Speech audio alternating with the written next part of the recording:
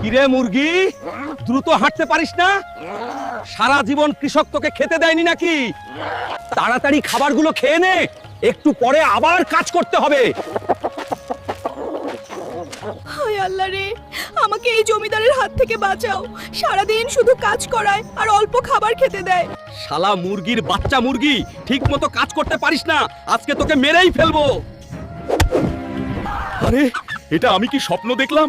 আজকেই আমি আমার মুরগিকে ফেরত নিয়ে আসব। জমিদার বাবু, আপনার টাকাগুলো নিয়ে আমার মুরগিকে ফেরত দিন। ঠিক আছে ঠিক আছে, তোমার মুরগি তুমি নিয়ে যাও।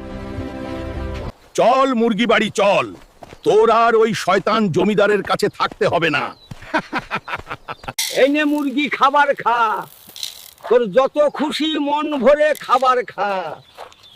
কৃষক দাদু, তুমি খুব ভালো মানুষ, দেখবে সবাই তোমার ভিডিওতে লাইক ও সাবস্ক্রাইব করবে।